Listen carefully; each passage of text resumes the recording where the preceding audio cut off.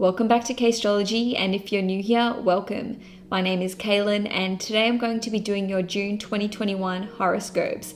Wow, June is a huge month astrologically speaking, guys.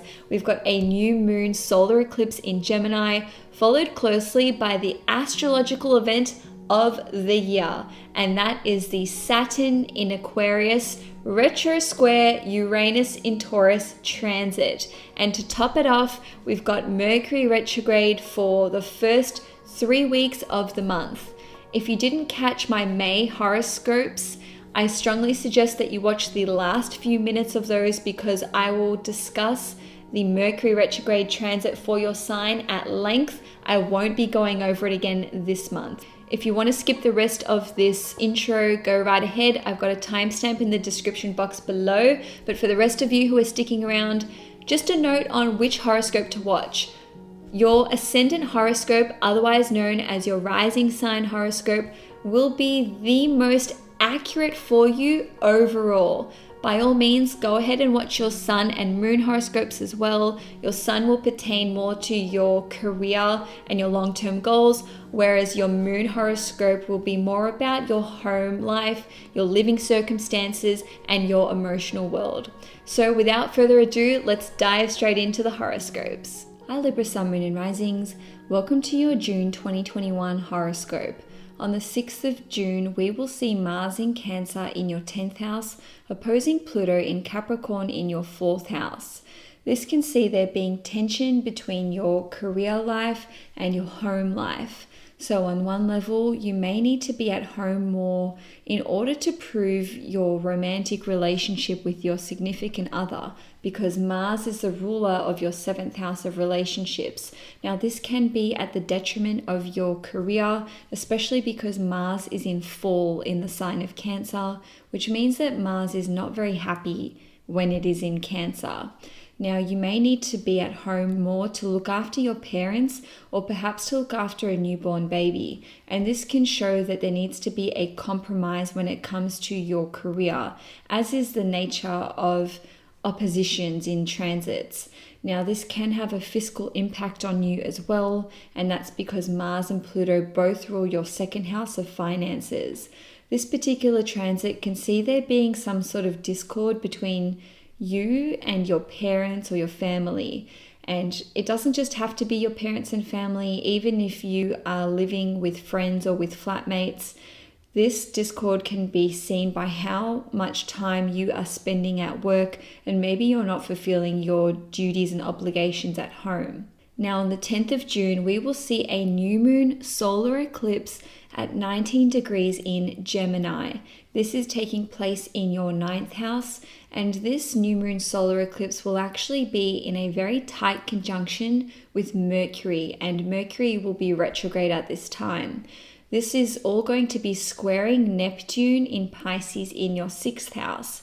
New moons always indicate new beginnings, and new moon solar eclipses are essentially new beginnings on steroids. So with this particular eclipse occurring in your 9th house, it will bring about some kind of opportunity that you have already been contemplating, or that you are already aware of. And that is thanks to the fact that Mercury is retrograde, meaning that it is bringing something back from the past into our current area of focus. The 9th house rules over education, teachers, travel, religion, and spirituality. So I'm going to run through a number of different ways that this new moon eclipse can manifest for you in your life. This can bring about an opportunity for you to study some topic further, whether that's a master's program, getting accepted into a university or a college. And this opportunity may be connected to philosophy, spirituality, art, poetry, music, photography, or even something to do with social media and marketing. Now, this square to Neptune in your 6th house represents that you may have to sacrifice something, because Neptune represents loss and it represents sacrifice. And the 6th house is all about your daily habits, your daily routine, and also your work environment. So in order to pursue this new education course, you may have to give up your day job, or perhaps you'll have to let go of certain responsibilities in order to accommodate this. Maybe you're used to having a midday siesta, or starting to drink at like 4 o'clock in the afternoon, and all of a sudden you're doing night classes, and so you have to switch up your daily routine and your daily habits somehow.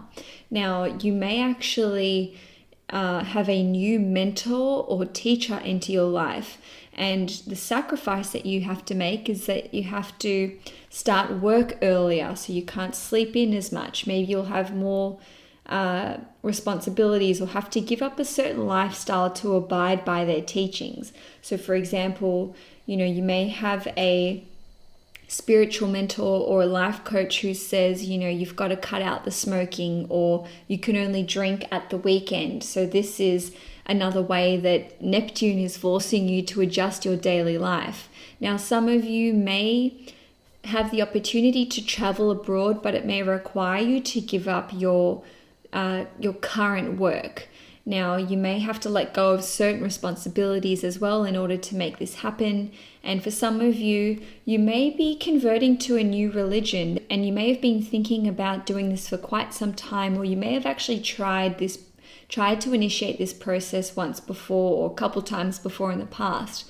Now, this can see you having to, again, change your daily lifestyle, maybe your eating habits. Maybe you'll have to wear some kind of religious garment. And also, Neptune represents glamour. So maybe you have to sacrifice some glamorous part of your daily life in order to become more humbled and follow this religious practice or this religious lifestyle. And lastly, in a similar vein, you may be adopting some kind of new spiritual practice which requires you to undergo some kind of purification process. Perhaps you need to give up certain foods or alcohol or recreational substances. Now, on the 11th of June, Mars will enter the sign of Leo, which means it will be transiting your 11th house. It will be in Leo for about 7 weeks, and your 11th house represents your long-term goals and ambitions, social economic goals, and also some kind of big important project. With Mars being direct in the sign of Leo, this can show you starting some kind of new initiative when it comes to a long-term goal. You could be working really, really hard at achieving your goals. You may be initiating some kind of big important project, and it might be like a large-scale event, organizing a public event, or you could actually have lots of expenses for a project that you're working on, and that's because Mars rules your 2nd house. Mars also rules your 8th house, so you could be spending your mutual resources in order to get this project off the ground. You could be just pouring lots and lots of money into organizing a large-scale event, and also it could be some kind of political campaign or demonstration. With Mars in your 11th house, you may be fighting with older siblings or with friends, and this could especially be over your political views or your ideologies or money.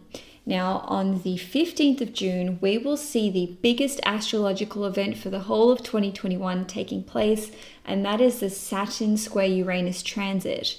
We're really under the energy of this transit for the whole year, because the first time we saw it take place was in mid-February in 2021, and this is the second hit. With this particular transit, Saturn will actually be retrograde, which means it's going to be a lot more intense. And the third time that we will see Saturn in Aquarius square Uranus in Taurus will be on the 23rd / the 24th of December, depending where you live in the world.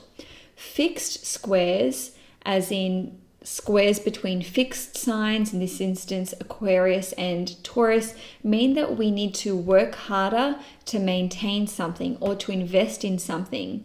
Now, the fact that Saturn is retrograde means that there needs to be some kind of big change in our strategy in order to do this. I'll give you a few different areas and ways that this can manifest into your life. If you have children, which is represented by your 5th house, your children could be going through a huge period of change in their lives, and they could be rebelling against you or challenging you, and you could be needing to put in 3 times more effort in your parental duties, and this could actually be negatively impacting your romantic life, which is represented by the 5th house, and your sex life, which is represented by the 8th house.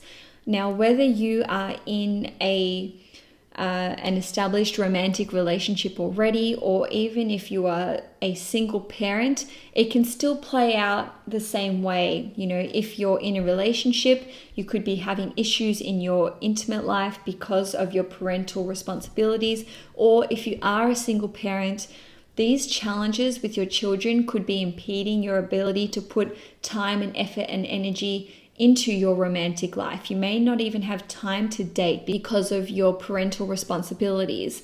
Now, in terms of your romantic life, you could actually just need to put in a lot more effort into investing into this romance and into this relationship. You know, children aside, you may need to be reigniting the spark in your relationship, whether you are in a new relationship or a long-term relationship.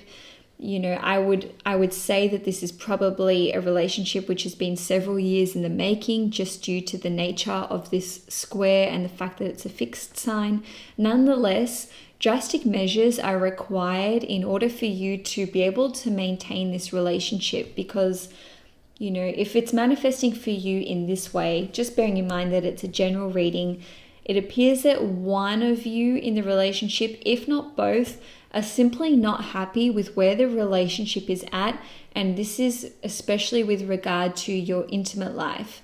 Now, romance and children aside, if you have your own business or if you are working on some kind of creative project, you may have to work a lot harder than you initially anticipated to get this off the ground. Now, this is another thing which can impact your ability to go out and get out there and date other people. You may just have no time for a love life because of the demands of owning your own business, all the work that you're putting in to start your own business. Now, if you own your own business, or you're trying to get one off the ground, and you are currently in a romantic partnership with someone, you may have to invest your mutual resources into your business or into your creative project, and it may be more money than you initially anticipated, and you may be stretching yourself very thin in order to do this. Now, on the 21st of June, Jupiter will station retrograde in your 6th house. Jupiter has been transiting your 6th house for the last 5 weeks, and the 6th house represents our daily habits, our work environment, our workout regime, and also our health and well-being. So you may have experienced some kind of healing or improvement in your physical health and well-being, especially over the last 5 weeks. And this can be thanks to some kind of new spiritual practice, or a new diet, or changes to your daily habits. So with Jupiter going retrograde, now it's about implementing these habits into your life and really mastering them, because they've had such a positive impact on your daily life. Now, on the 24th of June, Venus, which is your chart ruler, will be in your 10th house in Cancer, opposing Pluto in Capricorn in your 4th house. So obviously this is the second time in June that we're seeing an opposition between your 10th house of career and your professional life versus your home life. Now, you could be putting a lot of pressure on yourself with regard to your agenda for your career and your aspirations for your professional life. And this could be having a negative impact on your home life, on your family, on your significant other, or with anyone that you live with. It doesn't need to be parents or family. It could even be your roommates, your flatmates, or friends that you live with. And this particular transit can see there being a clash between you and your significant other, because Saturn rules both your 4th house, which is Capricorn, and your fifth house, which is Aquarius, and the fifth house is your romantic partnership and your romantic life. So this clash of wills, if you will, between you and your significant other could be about you becoming your own boss, or it could be about the two of you having children together, whether that is a decision on becoming parents for the first time or having more children. And lastly, with oppositions, a compromise is always required. So this compromise could require you to make some adjustments with regard to your career and your professional life so that you can improve your home life and your family and even your own psychological foundations.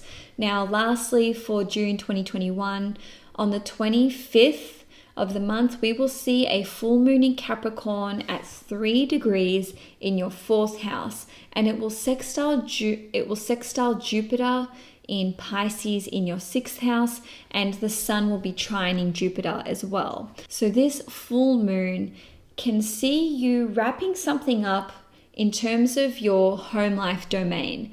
You may pay off a loan and you may actually receive financial support in order to do this, and that's represented by this sextile to Jupiter in your 6th house, because the 6th house rules over mortgages and loans. You may actually sell a property because full moons represent something reaching completion and an ending. So you may sell a property, and this could help you to pay off other loans. Or if you are renting and you want to break lease, you can actually successfully break lease without receiving penalties or with there being lesser financial implications than what you anticipated.